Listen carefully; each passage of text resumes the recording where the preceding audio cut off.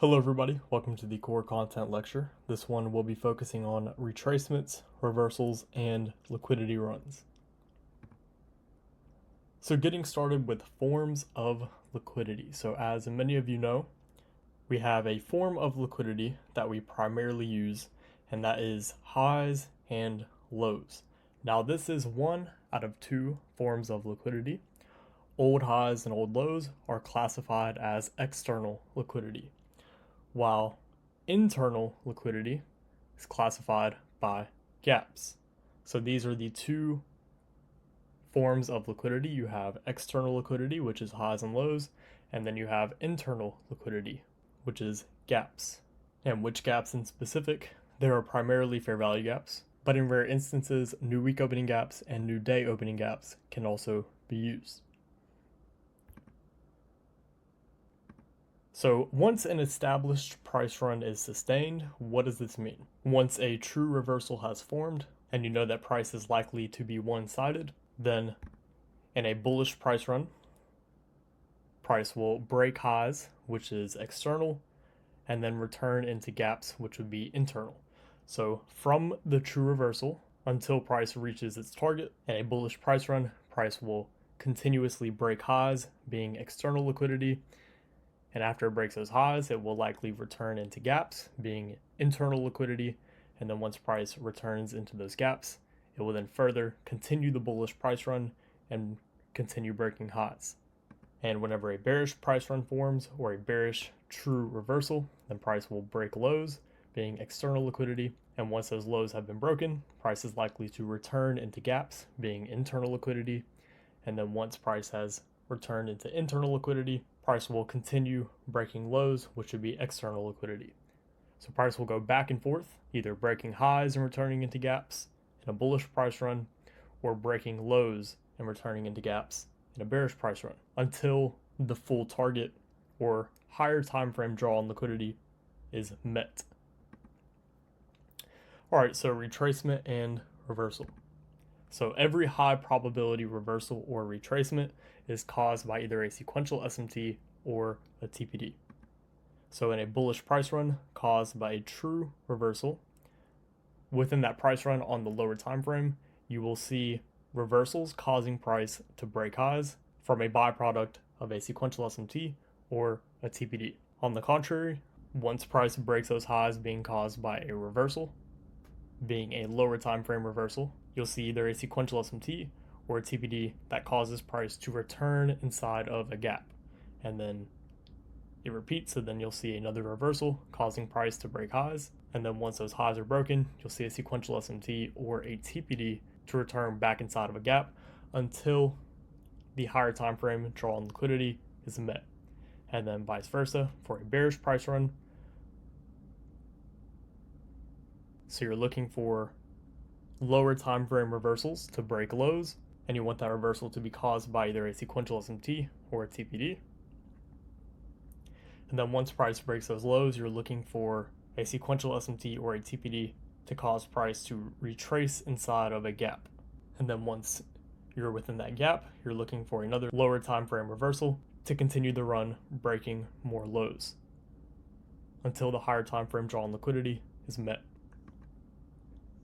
All right, so internal to external. So here we have a diagram because that might have been a little confusing with what we just said earlier on. And some of you are probably getting a lot of light bulb moments looking at this picture because this isn't the first time this picture has been shown. But once you have a true reversal established, in this example being a bearish true reversal, and then price breaks a low, leaving a gap, you're looking at that as external liquidity. So price takes external liquidity. So from external liquidity, it goes where? Into that gap, being internal liquidity. And then from internal liquidity, price will trade lower, going into external liquidity, and then leave a gap. And then from external liquidity, it'll retrace into internal liquidity, and then vice versa until a higher time frame target is met and another true reversal forms, outweighing the previous true reversal. This is where weighted probabilities comes into play, causing price to turn, and then vice versa. Once that true reversal is established, in this case being bullish and price trades higher if it leaves a gap, then once price breaks external liquidity being right here, it'll retrace into internal liquidity being that gap, price trades higher, breaking more highs, and it leaves a gap. So from external liquidity, trades back inside of internal liquidity being that gap, and so on and so forth. So price will just move from external to internal to external to internal until a higher time frame target is met and another true reversal forms that outweighs the previous true reversal. And now bringing reversals and retracements into the mix.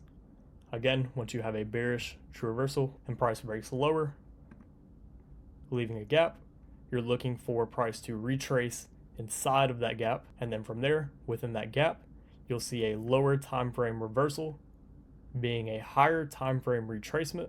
So you're looking for a reversal within here inside of that gap to cause price to trade lower, leaving another gap, and then from there you want to see a retracement causing price to trade back inside of that gap, and then another lower time frame reversal being a higher time frame retracement cause price to trade lower again until a higher time frame target is met and an opposing true reversal forms that causes price to turn the other way. And then you're just looking for the same thing again. So once price trades higher, this being a bullish true reversal, if you have a gap, you're looking for price to retrace inside of that gap. Once price retraces inside of that gap, you're looking for a lower time frame reversal to cause price to continue trading higher, breaking highs. And then from there, you're looking for another gap to be created for a retracement back inside of that gap, and then a lower time frame reversal within that retracement to continue the bullish price run. And now bringing in sequential SMT and TPDs. So again, using this true reversal, once you have a bearish true reversal and price breaks lower, you're looking for a gap to be left. And then once you have that gap, you're looking for a TPD or sequential SMT to cause price to trade back within that gap. Once price is back within that gap, then you're looking for a TPD or sequential SMT to continue the narrative and the run from the true reversal. And then if price leaves another gap, you're looking for a TPD or a sequential SMT to cause price to return back within the gap. And once price has returned back within the gap, you're looking for another TPD or sequential SMT within that gap to continue the bearish price run until a higher time frame target has been met, and then an opposing true reversal forms, and then again vice versa. In a bullish setting, you're looking for a fair value gap to be left from the true reversal. You're looking for a TPD or sequential SMT to cause price to return within the gap.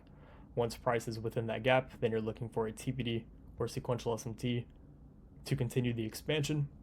And then if price leaves another gap, then you're looking for a TPD or sequential SMT to cause price to return back within that gap.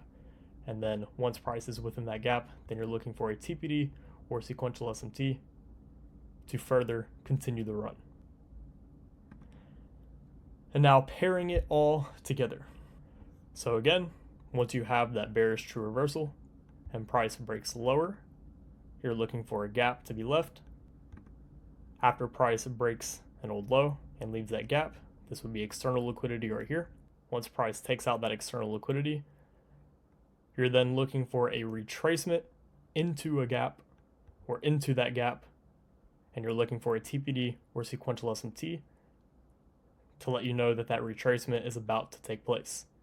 Once price trades back within that gap, which would be internal liquidity, then you're looking for a lower time frame reversal off of this higher time frame retracement, and you're looking for a sequential SMT or TPD to kick off that reversal, causing price to break lower, breaking lows, and then leaving another gap, going from external liquidity, which would be this low right here. You then want to see a retracement caused by a sequential SMT or TPD back within that gap, being internal liquidity. And then once price trades inside of internal liquidity, you're looking for a reversal caused by sequential SMT or TPD. until that higher time frame target is met, and then another true reversal forms in the opposite direction. And once price breaks higher, breaking highs, if you see a gap form, then you're looking for price to go from external liquidity back into internal liquidity, being a retracement, and you're looking for a sequential SMT or TPD to cause that retracement. Once price trades inside of internal liquidity, then you're looking for a reversal caused by sequential SMT or a TPD for price to trade higher, breaking highs. And then if price leaves another gap, again, you already know what I'm about to say. You're looking for price to go from external liquidity back to internal liquidity, being a retracement. And then you're looking for a sequential SMT or TPD to give you insight that that retracement is forming. And then once price forms that retracement back inside of internal liquidity, you're looking for a reversal and a sequential SMT or TPD to kick off the reversal, furthering the expansion. So this video might be a little confusing at first, so you can watch it as many times as you need to, but hopefully you all found this one insightful. I'll speak with you all again soon. Good luck and good trading.